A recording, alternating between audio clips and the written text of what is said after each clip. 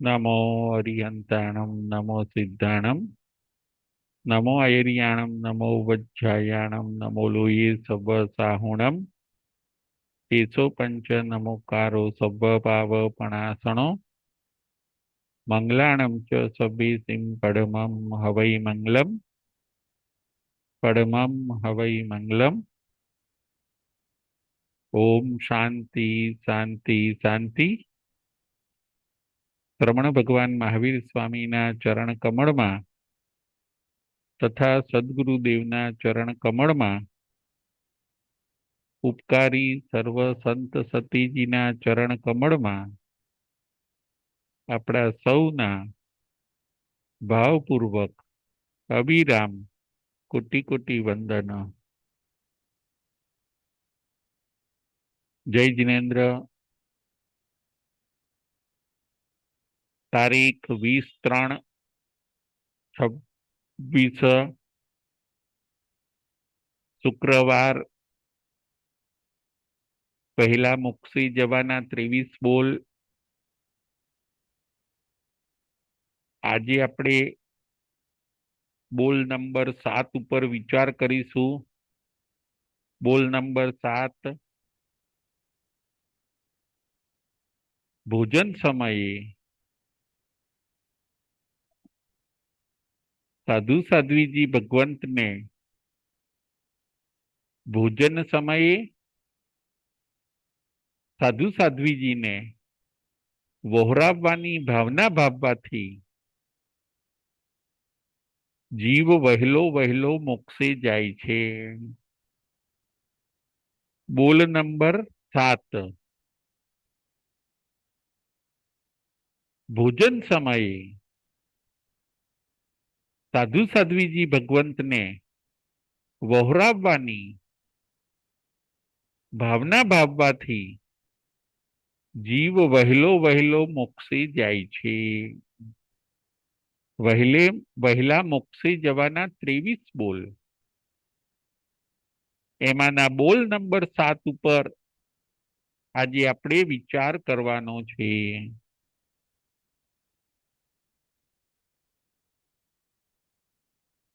વહેલા મોક્ષે જવાના જે 23 બોલ છે એમાંથી અમુક બોલનું આપણે મુખ્ય રૂપે સેવન કરવાનું છે અને અમુક બોલનું આપણે ગૌણ રૂપે સેવન કરવાનું છે। જો એ રીતે આપણે સેવન કરીશું તો આપણે વહેલા મોક્ષે જઈશું। આપણે આપણું કલ્યાણ કરવું છે, આપણે આપણું શ્રેય કરવું છે, એ વાત નક્કી છે। તો હવે આ ઉપાયને આપણે અજમાવીએ। આપણે શાશ્વત સુખ જોઈએ છીએ તો હવે આપણે મોડું ન કરીએ। આપણે સંસારની રઝળપાટમાંથી જો છૂટવું છે તો હવે આપણે મોડું ન કરીએ। મનુષ્ય ભાવ માત્ર ને માત્ર આત્માનું કલ્યાણ કરવા માટે આપણને મળ્યો છે। ફરી આ મનુષ્ય જન્મ આપણને ક્યારે મળશે એ નક્કી નથી। માટે હજી પણ તક છે, હજી પણ ચાન્સ છે। મોક્ષની આરાધના કરી લેવાનો। આપણે ધારીએ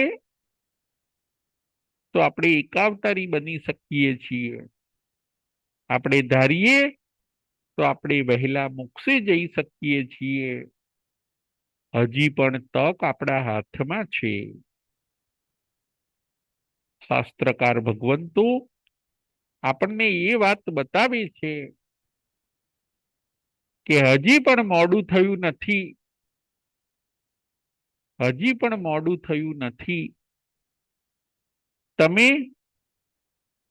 હજી પણ પુરુષાર્થ કરો, તમારો પ્રમાદ હવે છોડી દો। કુંડામાં રત્ન છે. જો થોડો પ્રયત્ન કરશો તો તમે અહીંથી દેવલોકમાં જશો, ત્યાંથી મહાવિદેહમાં જઈને પછી મોક્ષે જશો. આ હજી પણ પોસિબલ છે. હજી આ ઉત્તમ ચાન્સ આપણા હાથમાં છે, એને વધાવી લઈએ.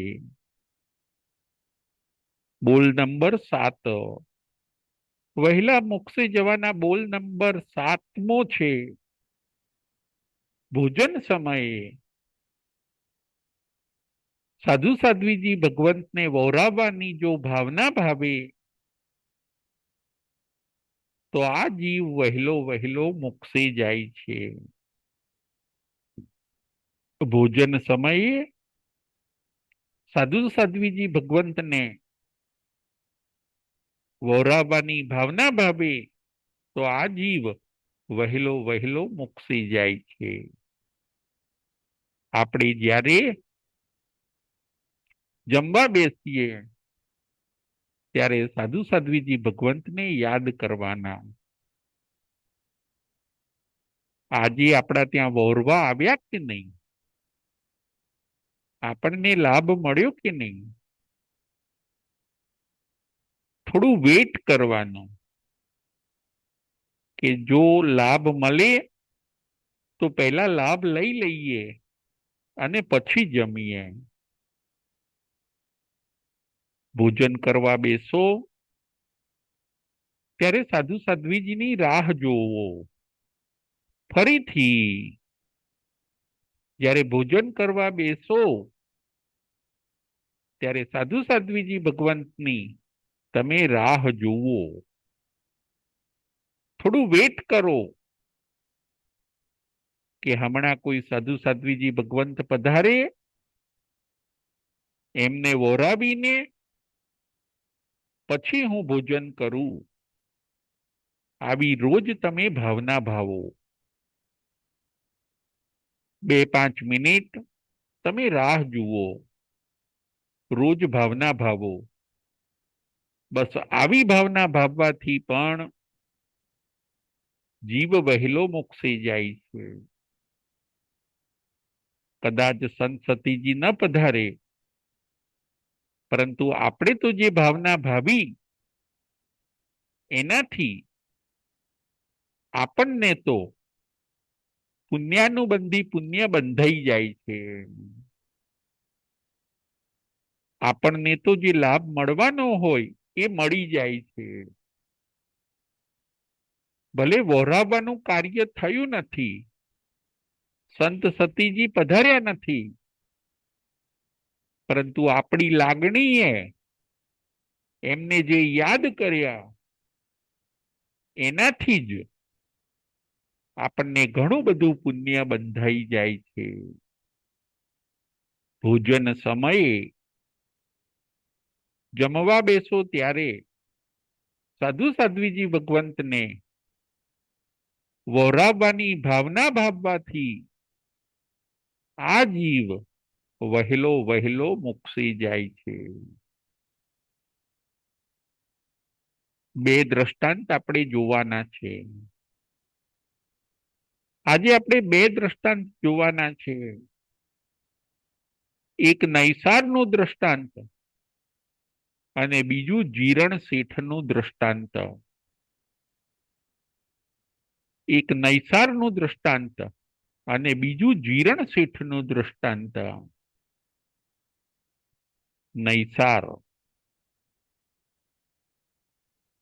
નૈસાર પોતે મુખી હોય છે, ગામના મુખી હોય છે.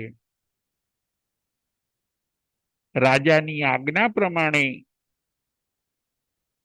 જંગલની અંદર લાકડા લેવા માટે જાય છે. રાજા કહે છે જાઓ, જંગલમાં જઈને લાકડું પસંદ કરો, રથ બનાવવો છે.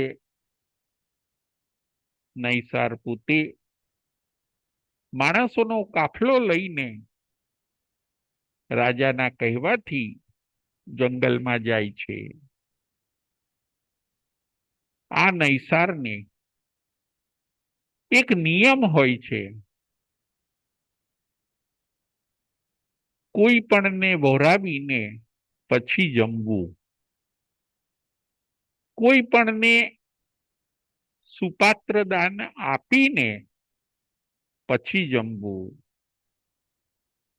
આપ્યા વગર જમવા નહીં બેસવાનું, એવો નિયમ હોય છે. જંગલમાં કોણ મળે? એમના કાફલામાં રહેલા માણસો પણ આજુબાજુ તપાસ કરે છે. નૈસાર પણ કોઈક સંસતીજી મળે, કોઈક ભિક્ષુક મળે એના માટે તપાસ કરે છે. જંગલમાં કોણ મળે? પરંતુ નૈસાર નિયમના પાક્કા હોય છે. અન્નદાન ન કરવું ત્યાં સુધી જમવાનું નહીં. નૈસાર નિયમના પાક્કા હોય છે. અહીં તહીં નજર કરે છે. નૈસાર દિશાઓનું અવલોકન કરે છે. પૂર્વ દિશામાં જોવે છે, પશ્ચિમ દિશામાં જોવે છે, રસ્તાઓ ઉપર દૂર દૂર સુધી નજર કરે છે.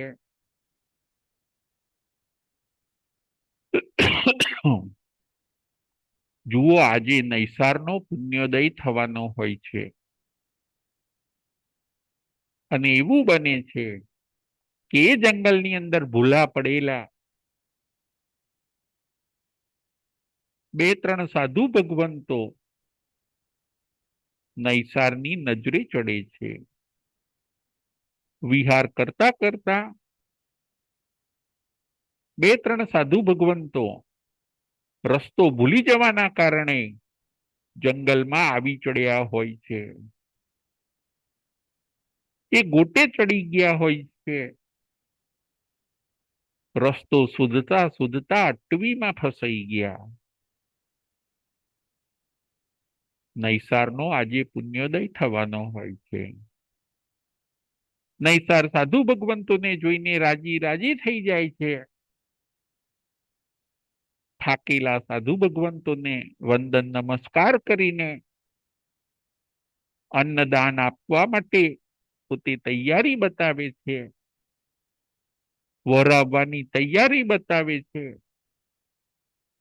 પોતાની પાસે વિપુલ માત્રામાં ખાવા પીવાની સામગ્રી છે. પોતે કાફલો લઈને જંગલની અંદર આવ્યા છે. સાથે ઘણા માણસો, પશુઓ, ગાડા ગાડી છે. બે ત્રણ સંત સતીજીને, બે ત્રણ સાધુ ભગવંતોને નૈસાર પોતે વહોરાવે છે. ખૂબ ઉલ્લાસથી અને ભાવથી. મુનિ ભગવંતો પણ ગોચરી વાપરે છે. મુનિ ભગવંતોને હાશ થઈ. મુનિ ભગવંતોએ થોડો ટાઈમ આરામ કર્યો. નૈસાર પણ રાજી છે કે આજે મારે નિયમ પડાઈ ગયો. જો નિયમ ન પડાત તો હું પણ ખાઈ ન શકત. નૈસાર પણ રાજી રાજી છે. આ વહોરાવાના કારણે સંત સતીજીને ભાવપૂર્વક વહોરાવાના કારણે બીજાને જમાડવાના ભાવથી નૈસાર પોતે સમ્યક દર્શનની પ્રાપ્તિ કરે છે. નૈસાર શેની પ્રાપ્તિ કરે છે? તો કે સમ્યક દર્શનની પ્રાપ્તિ કરે છે. એમને સુપાત્ર દાનનો લાભ મળ્યો. સાધુ સાધ્વીજી ભગવંતને વહોરાવવાનો અવસર મળ્યો. ઉલ્લાસ ભાવે વહોરાવ્યું. અને એ નૈસારે સમ્યક દર્શનની પ્રાપ્તિ કરી. સમકિતને પ્રાપ્ત કર્યું. એ નૈસાર એટલે બીજો કોઈ નહીં, ભગવાન મહાવીર સ્વામીનો આત્મા. એ નૈસાર આગળ જતા જતા ભગવાન મહાવીર સ્વામી બની જાય છે. શરૂઆત એક સુપાત્ર દાનથી થઈ. વિકાસની શરૂઆત વહોરાવવાથી થઈ. એ નૈસાર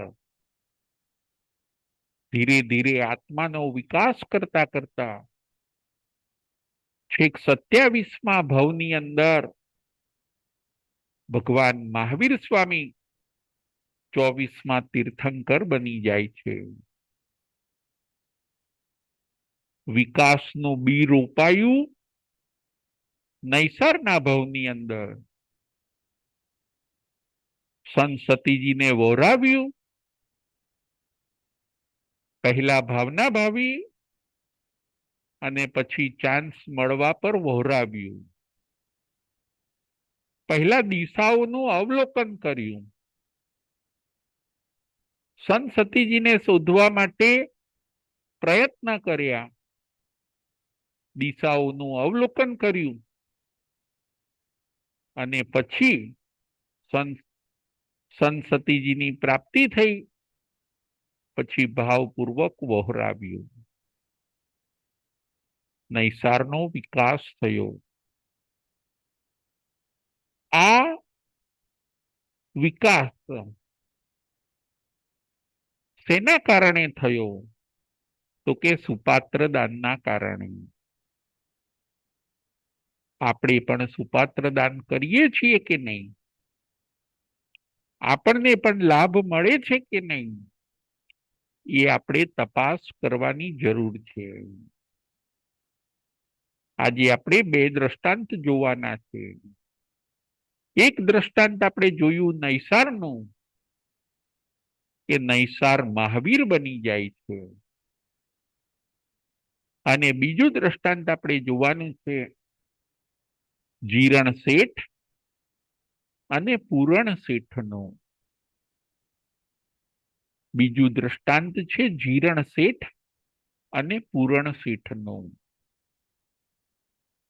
વહેલા મોક્ષે જવાના 23 બોલ. એમાં બોલ નંબર 7 છે ભોજન સમયે જો સાધુ સાધ્વીજી ભગવંતને વહોરાવવાની ભાવના ભાવે તો આ જીવ વહેલો વહેલો મોક્ષી જાય છે. આ બોલ બહુ સહેલો છે. આ બોલમાં તમારે ઉપવાસ નથી કરવાનો. આ બોલની અંદર તમારે પૌષધ નથી કરવાનો. બસ ખાલી સંત સતીજીનો સમય સાચવવાનો છે. બસ ખાલી સંત સતીજી તમારે ત્યાં પધારે, એમનો અવસર સચવાઈ જાય, એના માટે તમારે થોડીક રાહ જોવાની છે. બાય હાર્ટ એમને વહોરાવવાની તમારે ભાવના ભાવવાની છે. નૈસારનું દ્રષ્ટાંત આપણે જોયું. બીજું દ્રષ્ટાંત છે જીરણ શેઠ અને પૂરણ શેઠનું. ભગવાન મહાવીર સ્વામી વિશાલા નગરીની અંદર પધાર્યા હોય છે. કઈ નગરી? તો કે ભગવાન મહાવીર સ્વામી વિશાલા નગરીમાં પધાર્યા હોય છે. હજી એમને કેવળ જ્ઞાન પ્રાપ્ત થયું નથી. હજી ભગવાન એકાકી વિચરે છે. હજી ભગવાનની છદ્મસ્ત અવસ્થા છે. હજી ભગવાન ધ્યાન અને તપ કરે છે. વિચરણ કરતા કરતા ભગવાન મહાવીર સ્વામી વિશાલા નગરીમાં આવી જાય છે. વિશાલા નગરીમાં ભગવાન ધ્યાનમાં ઊભા છે. આ નગરીની અંદર એક જીરણ શેઠ અને પૂરણ શેઠ પણ રહેતા હોય છે. જીરણ શેઠ ખૂબ સુખી હોય છે. એ જીરણ શેઠ એકવાર ભગવાન મહાવીર સ્વામીને જોવે છે.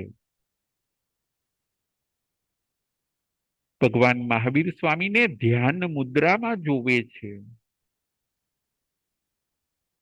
ભગવાનનું તેજ, ભગવાનની ઓરા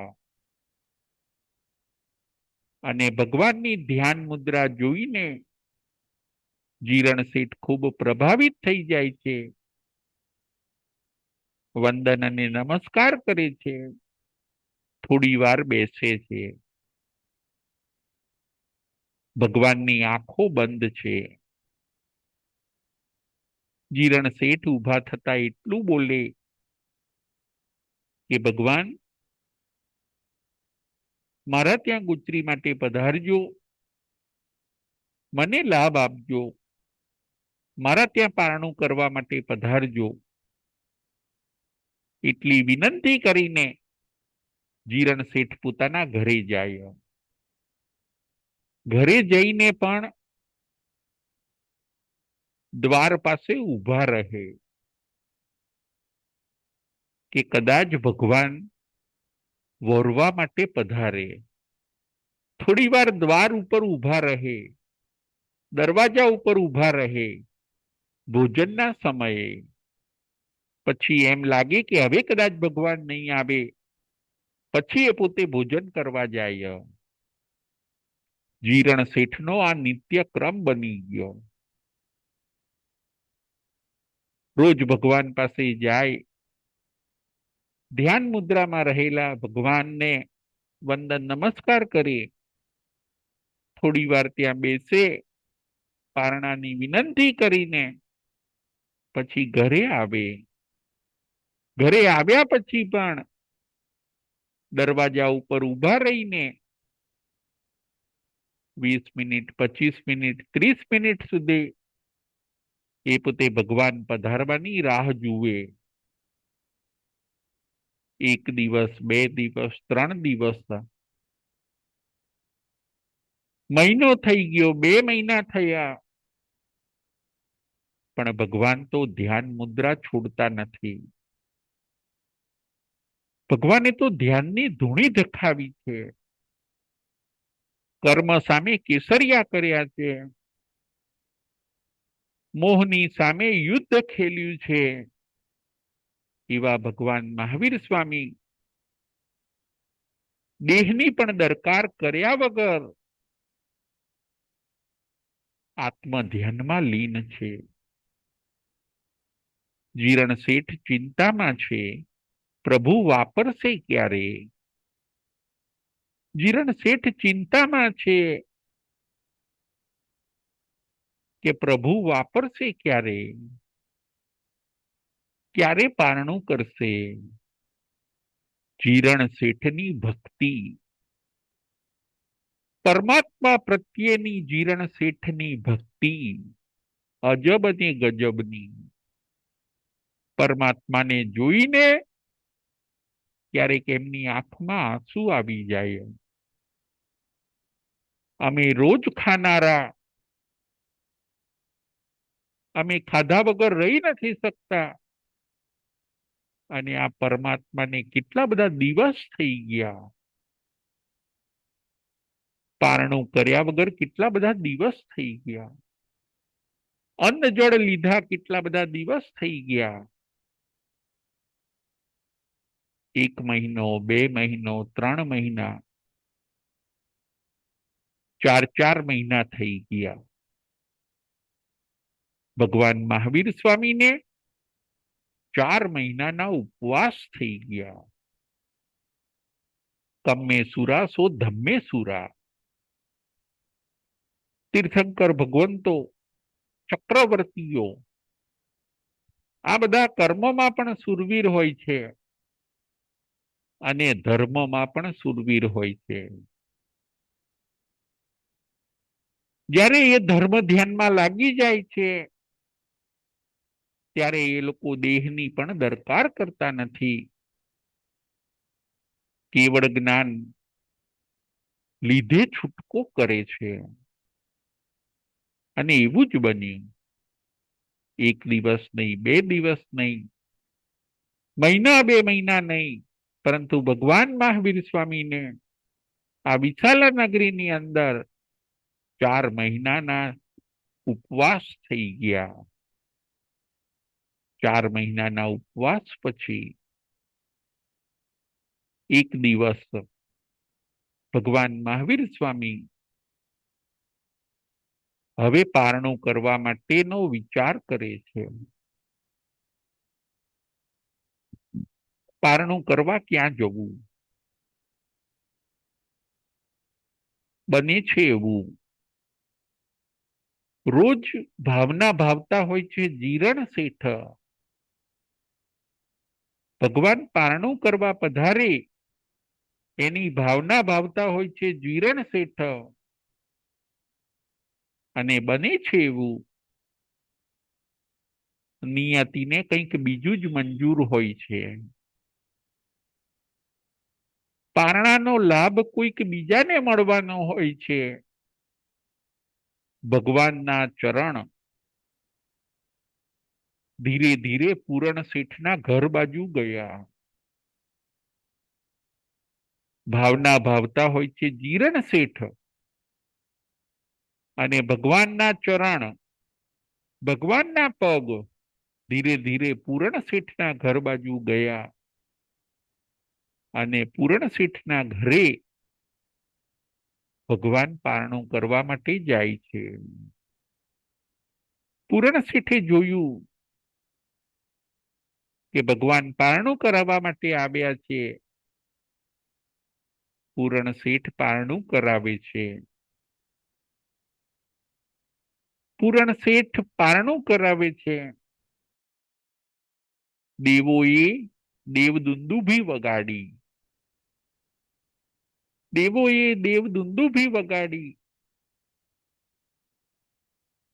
પંચવર્ણી પુષ્પોનો વરસાદ કર્યો. અહોદાનમની ઘોષણા કરી.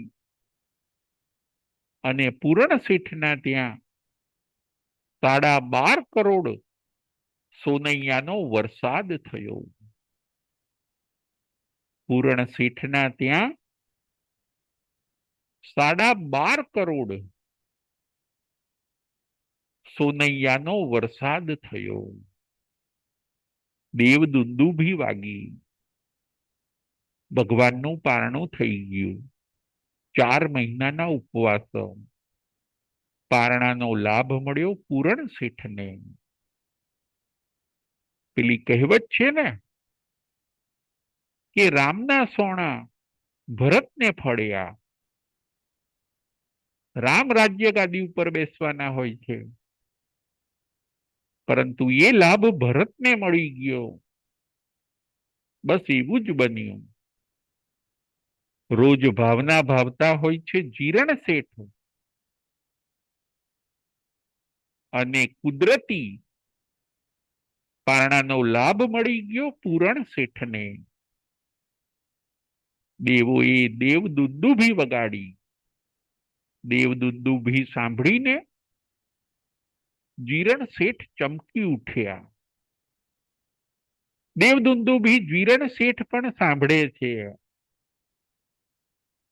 અને દેવદુંદુભી સાંભળતા જીરણ શેઠને એમ થઈ ગયું કે નક્કી આજુબાજુ ક્યાંક ભગવાનનું પારણું થઈ ગયું છે. જીરણ શેઠ સુગ્ન હોય છે. દેવદુંદુભીનો અવાજ સાંભળીને એ પોતે વિચારે છે કે નક્કી ક્યાંય આજુબાજુ પરમાત્મા ભગવાન મહાવીર સ્વામીનું ઉપવાસનું પારણું થઈ ગયું છે. કોઈક ભાગ્યશાળીને પારણાનો લાભ મળી ગયો છે. જીરણ શેઠ રાજી રાજી થઈ જાય છે. મારા ભગવાને પારણું કર્યું. મહિનાઓના ઉપવાસ, અન્ન જળ વગરના ઉપવાસ મારા ભગવાને કર્યા. હા, મારા ભગવાને પારણું કર્યું.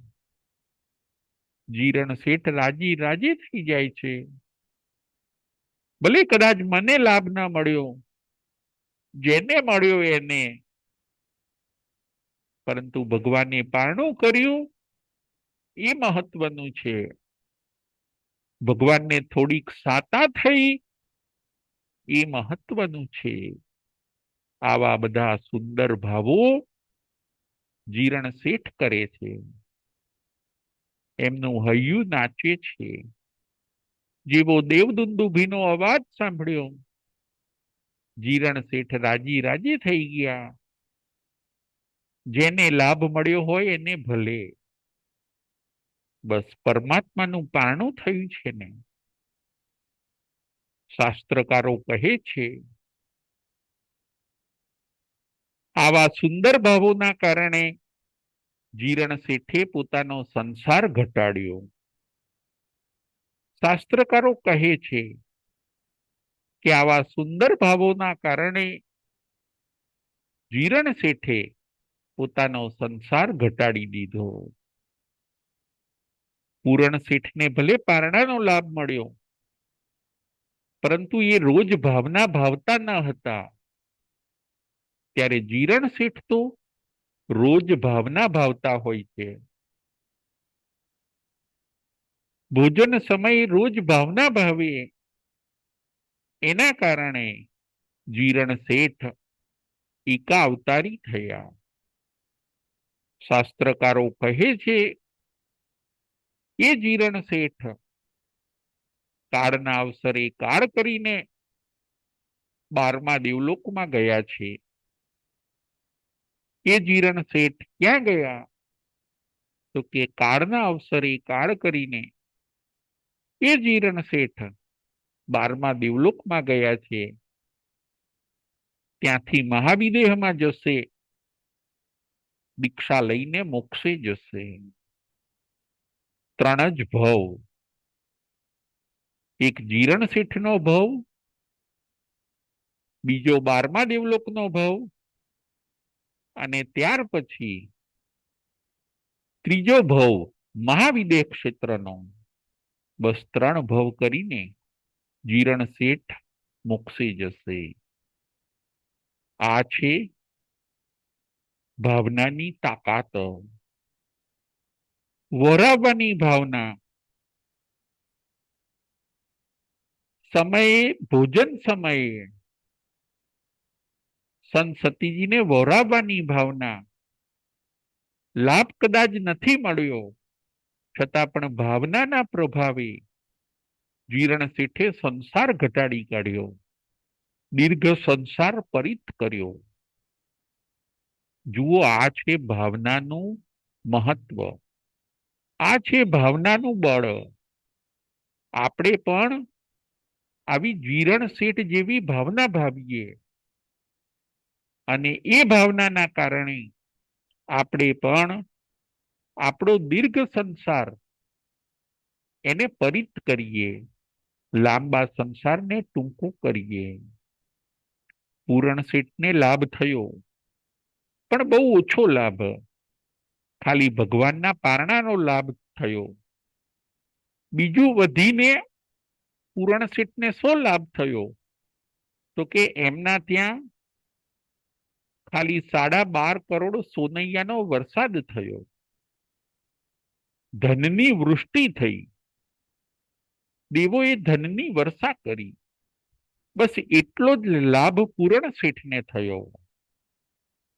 પૂરણ શેઠનો પુણ્ય હોય છે, એ પુણ્યના કારણે એમને ભગવાનના પારણાનો લાભ મળ્યો. 12.5 કરોડ સોનૈયાની વરસાદ થયો, પરંતુ સંસાર પરિત ન થયો. સંસાર પરિત કોનો થયો? રોજ જે ભાવના ભાવતા હોય છે એ જીરણ શેઠનો સંસાર પરિત થયો. જીરણ શેઠ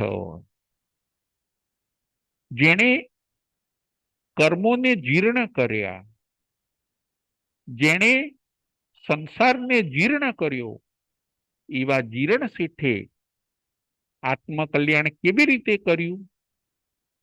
તો કે બસ રોજ પોતે ભાવના ભાવતા હોય છે, દ્વાર ઉપર રહીને, દ્વાર ઉપર ઊભા રહીને અવલોકન કરે કે ભગવાન પધારે છે કે નહીં. રોજ દ્વાર ઉપર ઊભા રહીને અવલોકન કરે કે ભગવાન આવશે કે નહીં. આ ભાવમાં ને આ ભાવમાં જીરણ શેઠ પોતાનો સંસાર ટૂંકો કરે છે. આપણે પણ જીરણ શેઠની જેમ ભાવના ભાવવાની છે. ભોજન સમયે સંત સતીજીને વહોરાવવાની ભાવના ભાવવાથી જીવ વહેલો વહેલો મોક્ષે જાય છે. દિશાઓનું અવલોકન કર્યું નૈસારે, દિશાઓનું અવલોકન કર્યું નૈસારે, અને દ્વાર ઉપર ઊભા રહીને અવલોકન કર્યું જીરણ શેઠે. ફરીથી દિશાઓનું અવલોકન કર્યું નૈસારે, અને દ્વાર ઉપર ઊભા રહીને ચારે બાજુ અવલોકન કર્યું જીરણ શેઠે. આમાંથી આપણે પણ બોધ લેવાનો છે. આજે આપણે જોઈએ સંત સતીજીને વહોરાવવાનું કપરું થતું જાય છે. આજે સંત સતીજી આપણા ત્યાં આવે છે કે નથી આવતા? આવે છે તો ક્યારે ક્યારે આવે છે એ પણ વિચાર આપણે કરવાનો છે. સાધુ સાધ્વીજી ભગવંત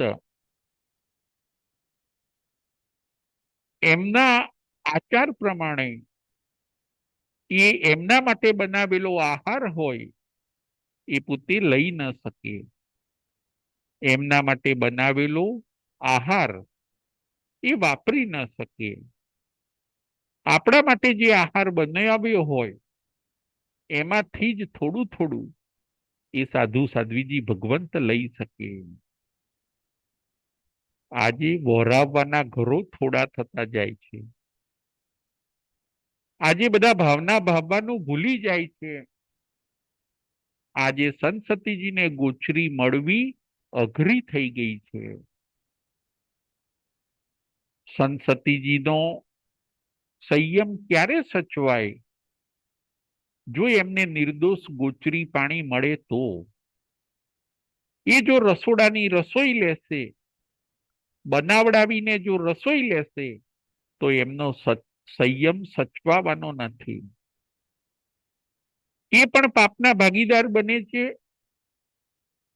અને આપણે ધ્યાન આપતા નથી શ્રાવકો, એટલે આપણે પણ પાપના ભાગીદાર બનીએ છીએ. સંત સતીજીને સમયસર ગોચરી મળે છે કે નથી મળતી એ ધ્યાન શ્રાવકોએ રાખવું જોઈએ. શ્રાવકોની ફરજ છે, શ્રાવકોનું કર્તવ્ય છે કે સંત સતીજીને સમયસર ગોચરી મળે છે કે નથી મળતી. આજે સમસ્યાઓ વધતી જાય છે.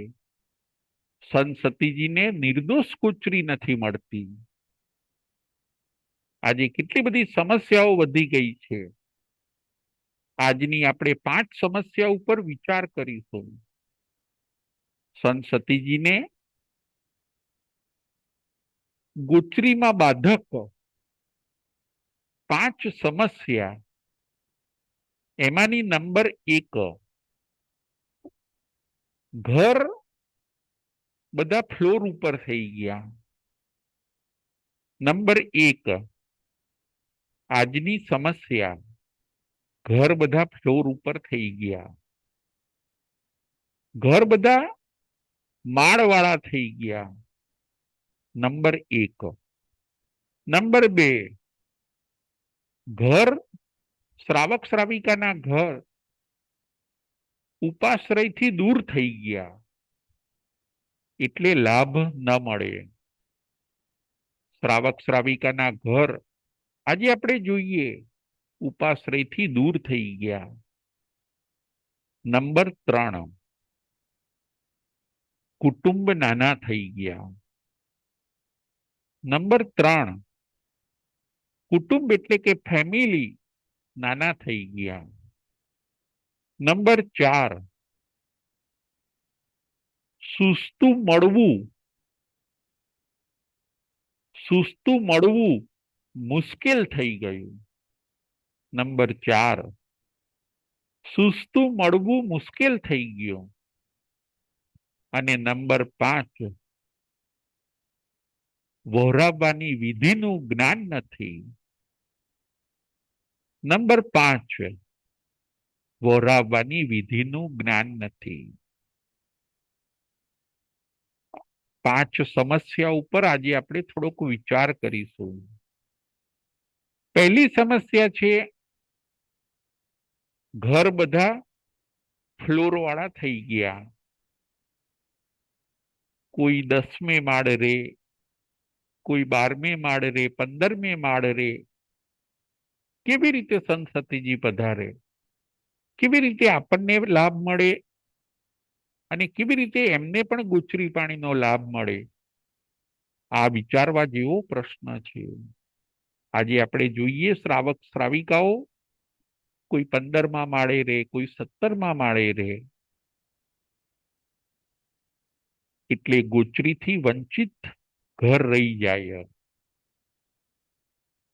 નંબર 2, બીજા નંબરની સમસ્યા છે, ઉપાશ્રયથી ઘર દૂર થઈ ગયા.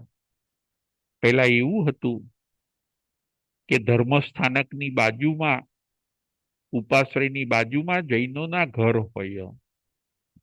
આજે બધા ઉપાશ્રયથી દૂર દૂર રહેવા જતા રહે. ઉપાશ્રયથી કોઈ 5 કિલોમીટર દૂર રહેવા જતા રહે, કોઈ 7 કિલોમીટર, કોઈ 2 કિલોમીટર. એટલે બને શું કે બંને જણ દૂર રહીએ, આપણે પણ દૂર અને સંતસતીજી પણ દૂર. આપણે આપણી જવાબદારી ચૂકીએ છીએ.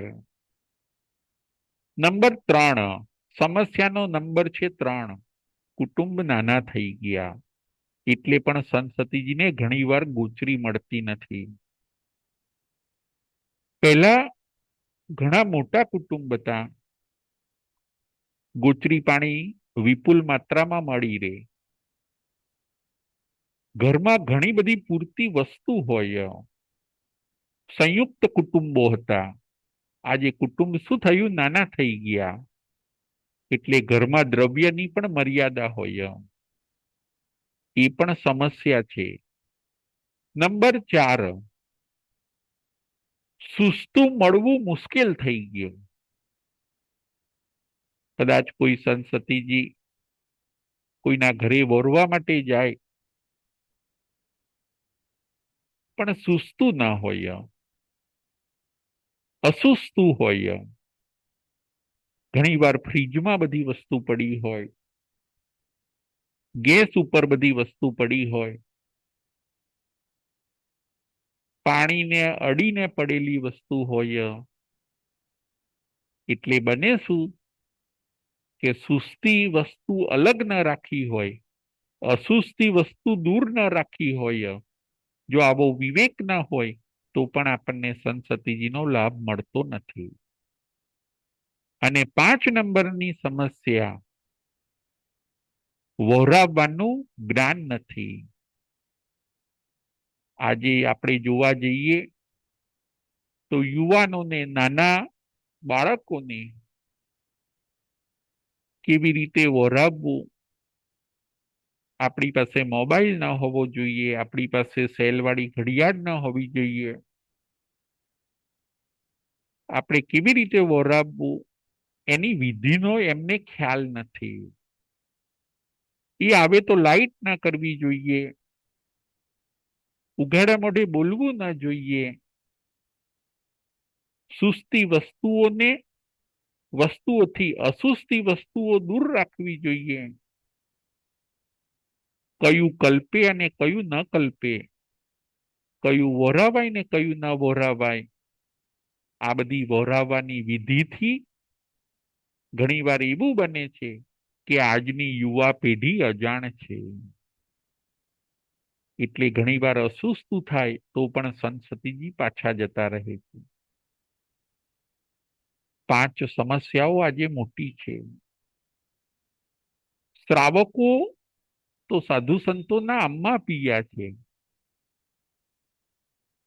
એમને ગુચરી સમયસર મળી રહે એનું ધ્યાન એમણે રાખવાનું છે. અમ્મા પિયા એટલે માતા પિતા. આજે એવું બને છે કે શ્રાવકો પોતે જમી લે, સંત સતીજી પધાર્યા કે નહીં એ ઘરમાં પૂછે પણ નહીં. ઘણીવાર એવું બને છે કે આપણા ઘરે 15 દિવસથી કે મહિનાથી કોઈ સંત સતીજી ન પધાર્યા હોય. ઘણીવાર એવું બને છે કે મહિના 2 મહિના નીકળી જાય છતાં પણ આપણા ગુરુ ભગવંતો આપણા ત્યાં ન પધાર્યા હોય, આપણા ત્યાં પગલા ન થયા હોય એવું બને છે. છતાં પણ આપણને ચિંતા નથી. ઘણીવાર બસ આપણે જમી લીધું ને એટલે બધાએ જમી લીધું. સંત સતીજી કેમ નથી પધારતા? સંત સતીજીને નો લાભ આપણને કેમ નથી મળતો? એમને વિનંતી કરવા જવું જોઈએ. એમને લઈ આવીને આપણું ઘર બતાવવું જોઈએ. આપણા ઘરે પગલા કરાવવા જોઈએ. પાછા મૂકવા જવું જોઈએ. આવું બધું આપણે જો કરીશું તો જ આપણે પુણ્યાનુબંધી પુણ્ય બાંધી શકીશું. આનાથી ઊંચી કોઈ સેવા નથી. ભગવાને સંત સતીજીને દોષિત ગોચરી વહોરવાની ના પાડી છે કે કદાચ તમને નિર્દોષ ગોચરી ન મળે તો તમે ઉપવાસ કરજો, પરંતુ દોષિત ગોચરી પાણી તમારે વાપરવાના નહીં. કદાચ જો દોષિત ગોચરી આવી ગઈ હોય, એમના માટે બનાવેલી સ્પેશિયલ એમના માટે એમના નિમિત્તથી બનાવેલી જો ગોચરી આવી ગઈ હોય તો પણ ભગવાને પરઠવાનું કીધું, એમને વાપરવાની ના પાડી. કારણ કે એ છકાઈ જીવના રક્ષક છે. પાપ કરવું નહીં, કરાવવું નહીં અને અનુમોદના પણ ન કરવી. 9 કોટીએ એમણે અહિંસાનું પાલન કરવાનું છે. આવા સાધુ સંતોનું આપણે જ ધ્યાન રાખવું પડશે. શ્રાવકો જેટલા જાગશે એટલો સંત સતીજીને શ્રમ ઓછો પડશે. આજે સંત સતીજીને શ્રમ બહુ પડે છે. ઘણીવાર સાંજની ગોચરી મળવી દુર્લભ થઈ ગઈ. સાંજે કોઈ ચોવિયાર નથી કરતું. રાત્રે શ્રાવકો જમે, જૈનો રાત્રે જમે. હવે રાત્રે ક્યાં ભાવના ભાવવાની? સવારે મોડા ઉઠે એટલે સંત સતીજીનો લાભ ના મળે. શનિ રવિ બધા ફરવા જતા રહે એટલે ગોચરી પાણીનો લાભ ના મળે. આ વિચાર કરીને આપણે આપણા જીવનમાં હવે ચેન્જ લાવવાનો છે. બસ આપણે સંત સતીજીને સંયમ પડાવીએ. આપણું જે જમવાનું બને એમાંથી એમને વહોરાવીને એમના ઉત્કૃષ્ટ સંયમ જીવનની આપણે અનુમોદના કરીએ. એમના ઉત્તમ જીવનની આપણે સરાહના કરીએ. જો એમને સમયસર ભોજન નહીં મળે તો એમનું કાય બળ ક્ષીણ થશે. આપણે પાપના ભાગીદાર બનીશું. આપણે આપણી જવાબદારી ચૂકવાની નથી. આપણે આપણી ફરજ અદા કરવાની છે. હું આપને કહું, જેમ આપણા બાળકો જમ્યા ન હોય તો માતા પિતા ચિંતા કરે. માતા પિતા ક્યાંય બહાર ગયા હોય અને ખબર પડે કે બાળકો ભૂખ્યા છે, જમ્યા નથી, તો માતા પિતાનો જીવ ઊંચો થઈ જાય છે. બસ એવું જ બનવું જોઈએ. આપણા સંતતિજીને સમયસર નિર્દોષ આહાર અને પાણી જો એમને ન મળે તો આપણો જીવ ઊંચો થઈ જવો જોઈએ. આપણા ઘરે ન પધારે તો આપણને ચિંતા થવી જોઈએ કે કેમ પધારતા નથી. આપણે લેવા પણ જવું જોઈએ, આપણે વિનંતી પણ કરવી જોઈએ. જેમ જીરણ શેઠ એ પોતે રોજ પ્રતીક્ષા કરતા હોય છે કે ભગવાન ક્યારે પધારશે, ક્યારે પધારશે, અને એમણે કેવો પ્રતીક્ષા કરવાના કારણે કેવો સરસ લાભ મેળવ્યો. બસ એવો જ લાભ આપણે પણ સંતોના સખાયા થઈને મેળવવાનો છે. સમય મળે ત્યારે સંત સતીજીને ભાવપૂર્વક વહોરાવવું. આજે આપણે બે દ્રષ્ટાંત જોયા, એક નૈસારનું અને બીજું છે જીરણ શેઠનું.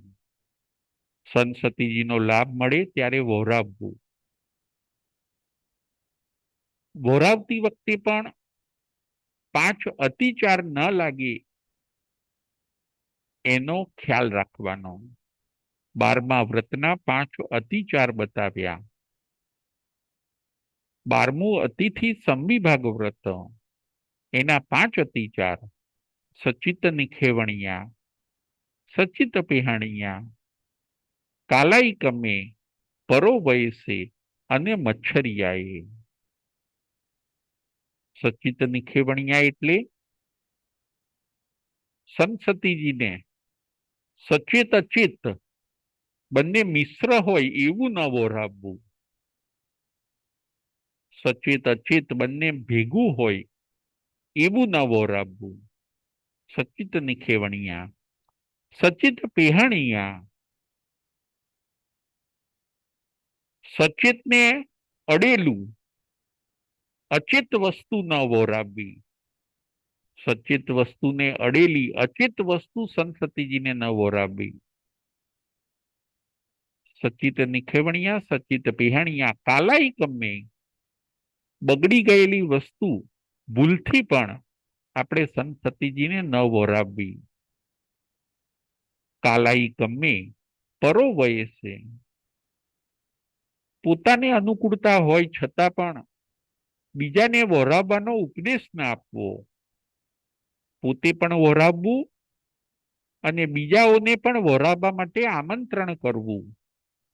સુપાત્ર દાનનો લાભ સૌએ લેવો, પરો વયસે. અને મચ્છરિયાએ વહોરાવ્યા પછી અભિમાન ન કરવું. સંત સતીજીનો કદાચ આપણો ભાગ્યોદય હોય, રોજ લાભ મળતો હોય, આખરે દિવસે પણ લાભ મળતો હોય, છતાં આપણે અભિમાન ન કરવું. 5 અતિચાર પણ ન લગાડવા. સંત સતીજી દુનિયાની ઊંચામાં ઊંચી હસ્તી છે. એને જો આપણે સુપાત્ર દાન આપીશું, એ જે સારું કામ કરશે, એ જે આરાધના કરશે, એ જે સાધના કરશે, આપણા ભોજનથી એમને જે શક્તિ મળશે અને એ શક્તિ જેટલા સારા કામોમાં વપરાશે એ બધાનો લાભ આપણને પણ મળે છે. આવી સરસ તક વહોરાવવાની ભાવના ભાવવાની અને વહોરાવવાની, આ 2 તક આપણે ચૂકવી ન જોઈએ. જીરણ શેઠની માં 2 વિશેષતા હોય છે. જીરણ શેઠમાં 2 વિશેષતા હોય છે. એક વિશેષતા, એ પોતે રોજ ભાવના ભાવતા હોય છે કે ભગવાન ક્યારે પધારે મારા ત્યાં પારણું કરવા. નંબર 1. અને બીજી વિશેષતા, બીજાને લાભ મળી ગયો છતાં પણ પોતે રાજી થાય છે. જીરણ શેઠની બીજી વિશેષતા, પારણાનો લાભ બીજાને મળી ગયો, પારણાનો લાભ પૂરણ શેઠને મળી ગયો તો પણ પોતે રાજી થાય છે. જીરણ શેઠની આવી બે વિશેષતા છે. એવી જ બે વિશેષતા જો આપણે આપણામાં લાવી દઈશું, સંસતીજીને ની પ્રતીક્ષા કરીશું અને અવસર મળવા પર સંસતીજીને ભાવપૂર્વક વહોરાવીશું, વહોરાવવા માટે ઘરે લઈ આવીશું, બીજા ઘરો પણ બતાવીશું, ઉપાશ્રય સુધી મૂકવા જઈશું, તો આપણે પણ જીરણ શેઠ જેવો લાભ મેળવીશું. આજના આપણા પ્રવચનનો વિષય હતો કે ભોજન સમયે વહોરાવવાની ભાવના ભાવવાથી જીવ વહેલો વહેલો મોક્ષે જાય છે. પ્રશ્નોત્તરી.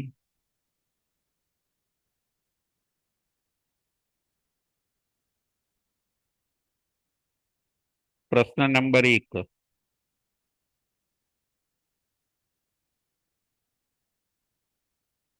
આજે આપણે કયા બોલ નંબર ઉપર અને એનું શું નામ હતું એના ઉપર વિચાર કર્યો?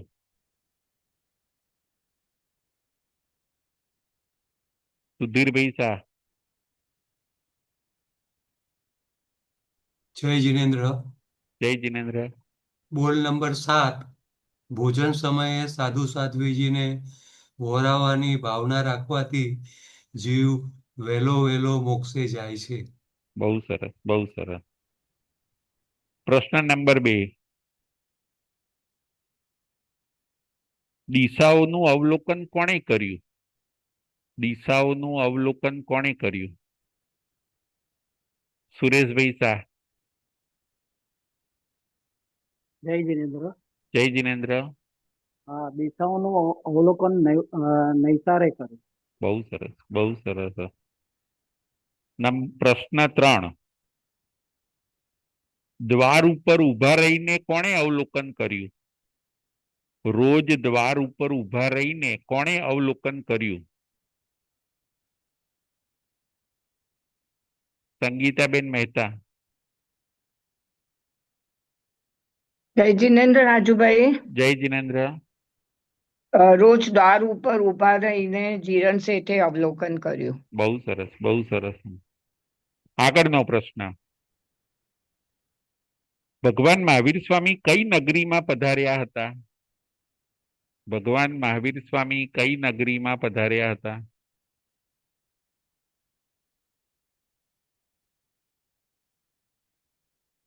સુધીરભાઈ શાહ.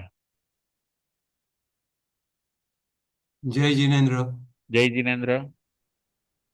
ભગવાન મહાવીર વિશાલા નગરીમાં પધાર્યા હતા. બહુ સરસ, બહુ સરસ. હવે આગળ.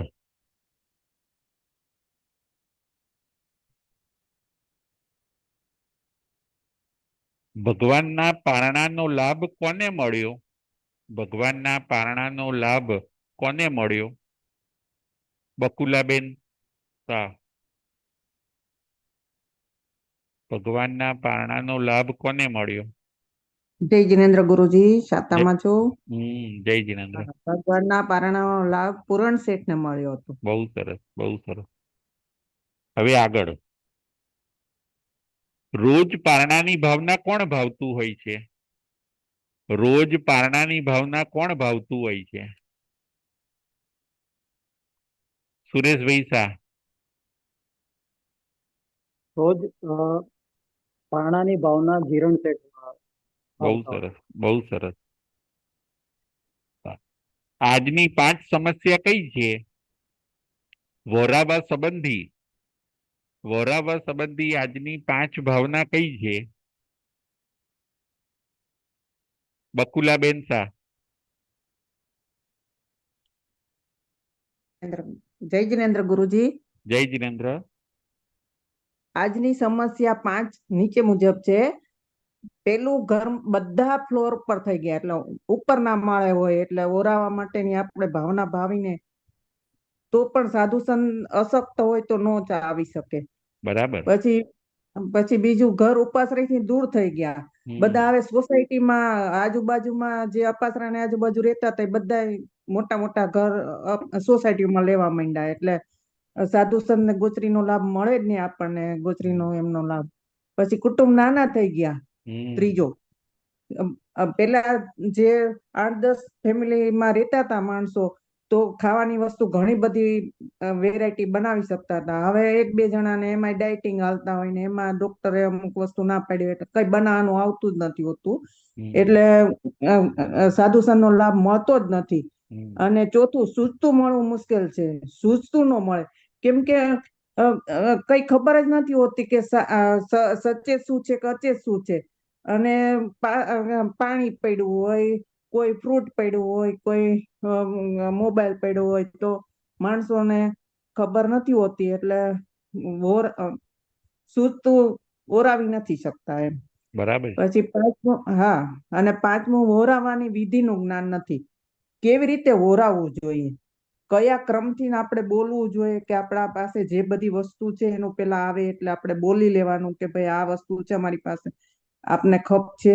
તો શું એમને ખપ હોય આપણે ઈ જ વસ્તુને અડીને એ વસ્તુ ઓરાવી શકીએ. ઓલું તો ખબર જ નથી, આપણે આડેધડ બધું મૂક્યું હોય ને આડેધડ પાણીના ગ્લાસ પડ્યા હોય, મોબાઈલ પડ્યા હોય ટેબલ ઉપર ને ત્યાં બધી વસ્તુ હોય, સૂઝતું અસૂઝતું બધું સાથે હોય એટલે ઓરાવી જ ન શકે.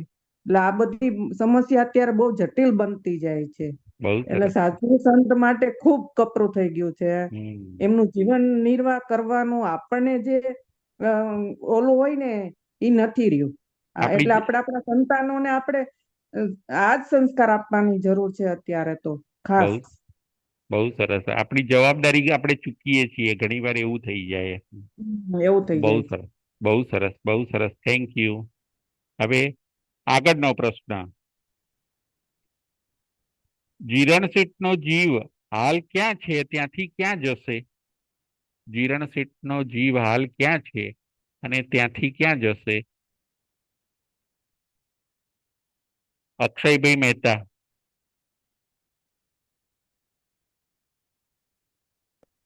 જય જીનેન્દ્ર રાજુભાઈ. હા, સંગીતાબેન સોરી, બોલો. અક્ષયનો ફોન લઉં છું. જીરન શેઠનો જીવ અત્યારે 12મા દેવલોકમાં છે. ત્યાંથી બહુ મહાવિદ્ય ક્ષેત્રમાં જશે અને પછી બહુ સરસ, બહુ સરસ. હવે આગળનો પ્રશ્ન. 12.5 કરોડ સોનૈયાનો વરસાદ કોના ત્યાં થયો? 12.5 કરોડ સોનૈયાનો વરસાદ કોના ત્યાં થયો? સુરેશભાઈ શાહ.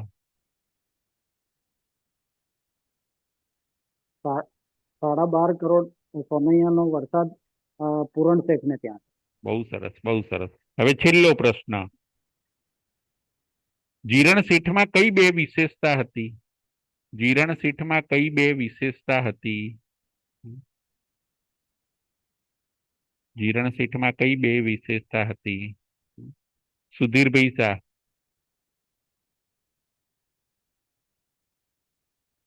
જીરણ શેઠમાં બે વિશેષતાઓ હતી.